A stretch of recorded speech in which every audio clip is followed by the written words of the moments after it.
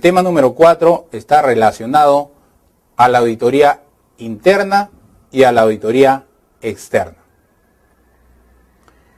El auditor interno está abocado a una labor primordial. Es emitir consejos, es emitir sugerencias, recomendaciones para el logro de los objetivos de la gerencia o de la dirección de la empresa. Está realizada por un trabajador dependiente de la empresa. Es un trabajador más de la empresa, cuya acción o cuya labor deberá ser independiente. Pero claro, eso es un poco discutible. Si eres trabajador de una empresa, difícil será que actúes con un grado de independencia total. El auditor, en su labor, proporciona cierta veracidad de las operaciones que realiza la empresa. Y claro, es entendible, ¿por qué? Porque trabaja dentro de la empresa. Su labor es esa, es proporcionar certidumbre, certeza, objetividad de las labores que se realizan ahí. Pero claro, su trabajo será limitado, porque una empresa realiza un sinnúmero de operaciones y el auditor no puede estar en todas las operaciones a la vez.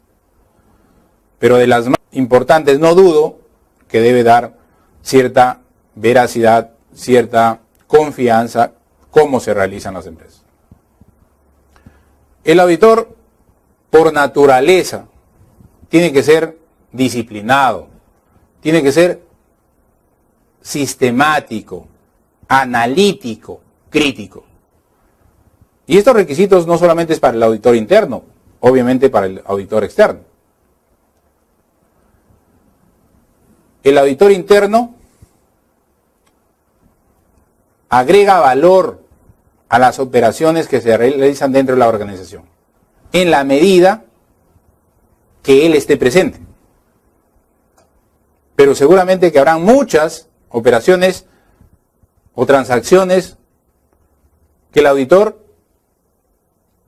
termina desconociéndolas, porque está abocado a otras labores, a otros encargos, a otras indagaciones. El auditor debe preocuparse en la eficiencia, en la eficacia, para mitigar los riesgos, para disminuir los riesgos. Y los riesgos hablo en términos generales, porque riesgos hay de toda índole en la empresa. Pero él trabaja, es empleado permanente en la empresa. En consecuencia, él más que nadie sabe y conoce los riesgos al cual está expuesta la entidad. Y en consecuencia deberá mitigarlos, deberá reducirlos. O en el peor de los casos, identificarlos y recomendar alguna solución. También es responsable del cumplimiento del control interno que se ha establecido en la empresa. El control interno lo realiza, lo fiscaliza, lo adopta la gerencia, lo crea la gerencia, pero quien lo fiscaliza es el auditor interno. Y la auditoría interna en las empresas se ven poco, pero en las grandes corporaciones seguramente que encontraremos una oficina de control interno. A diferencia de las entidades gubernamentales. En toda entidad gubernamental encontramos las conocidas oficinas de control institucional, las famosas OSI, o también oficinas de auditoría interna.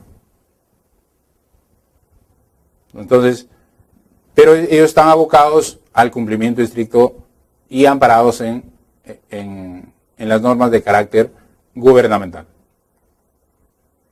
¿Cuál es el rol del auditor interno? El rol del auditor interno ha ido variando conforme han pasado los años.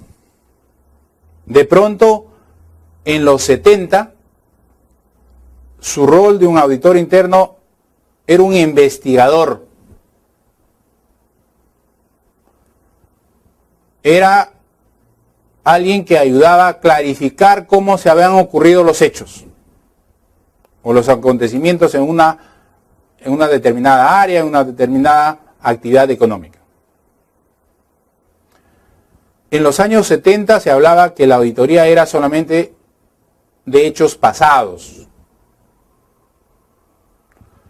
Era el encargado de descubrir, el gran descubridor. Ya en los años 80 se dice que debe ser un consejero proactivo de los negocios, un consejero proactivo de la gerencia, un asesor de la gerencia. Hoy en día se dice que debe ser un consultor permanente de la administración. ¿Por qué? Porque es un profesional altamente capacitado y que además está asignado a tiempo completo a la empresa. Miren ustedes esta línea de cambio del rol del auditor. De ser un simple verificador, ha pasado a ser un consultor permanente de la empresa. A eso debemos llegar. Ese es, digamos, el objetivo del nuevo auditor, el nuevo perfil del auditor moderno. Pero sin embargo, la auditoría integral o la auditoría interna en un mundo globalizado, de pronto lo vemos desde dos panoramas. Desde un rol expansivo, que tiene un reto frente a los gobiernos corporativos, a ser más ejecutivo, más asesor, a manejar los riesgos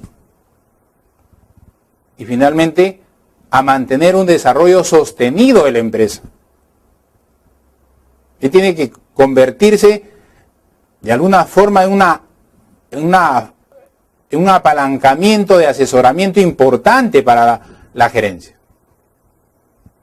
O simplemente volver a lo básico,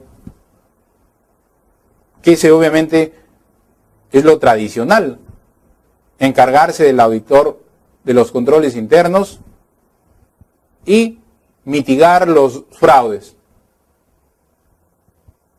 Hoy en día, en la medida que exista un control eficiente en las empresas, seguramente que los fraudes irán disminuyendo. En este cuadro podemos notar claramente una comparación básica, elemental, donde vamos a precisar diferencias entre la auditoría interna y la auditoría externa. Primero, ¿quién lo ejecuta? A la auditoría interna lo realiza o lo ejecuta un empleado de la empresa, con un perfil debidamente diferente a los de cualquier otro empleado. Sin embargo, quien lo ejecuta a la auditoría externa es un profesional independiente, cuya relación laboral es solamente por el tiempo que demore elaborar su trabajo. Después, por el grado de independencia, lo podemos clasificar, al auditor interno tiene menor o amplio o un relativo o relativa independencia, porque es un empleado más. En cambio, el auditor externo tiene amplia independencia. Si al auditor externo se le limita la entrega de alguna información que él solicita, él lo va a consignar en su informe como una limitación a su alcance. La responsabilidad de emitir una auditoría interna es de tipo laboral, de eficiencia en tu cumplimiento de tus asignaciones de tus funciones de tipo laboral.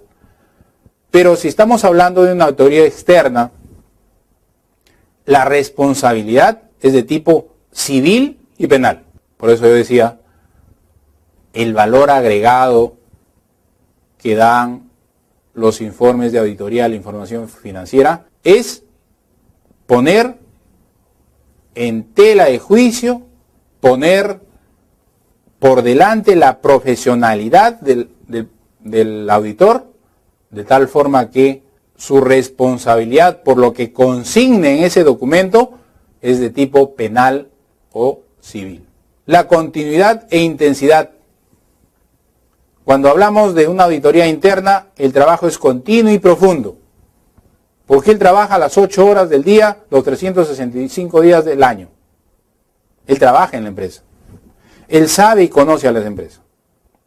Sin embargo, cuando hablamos de una auditoría externa, el periodo son intervalos de tiempo acordados mutuamente, un periodo relativamente corto que le permitirá al auditor, en mérito a su destreza, a su conocimiento, a su experiencia, formarse una opinión respecto de los estados financieros. Entonces, hablamos de un periodo limitado de tiempo. Sin embargo, tenemos otra clasificación en función al beneficio de la tarea del auditor. En la auditoría interna, ¿quién se beneficia de la labor que realiza el auditor? Solamente el ente, la empresa. Pero, ¿quién se beneficia del trabajo que realiza un auditor externo o en la auditoría externa? Los usuarios de los estados financieros. Yo diría, el público en general. Y finalmente, ¿cuál es el objetivo de la auditoría interna? Mejorar vía la supervisión, el funcionamiento del ente auditado. Buscar la eficiencia, la eficacia y la economía. Pero ¿cuál es el objetivo de la auditoría externa? Es emitir un informe, emitir una opinión negativa, una opinión positiva, una con salvedades, o finalmente podría ser una abstención de opinión, respecto a los estados financieros. Bien, damos por terminada entonces esta primera unidad relacionada a los principios generales y normas de auditoría.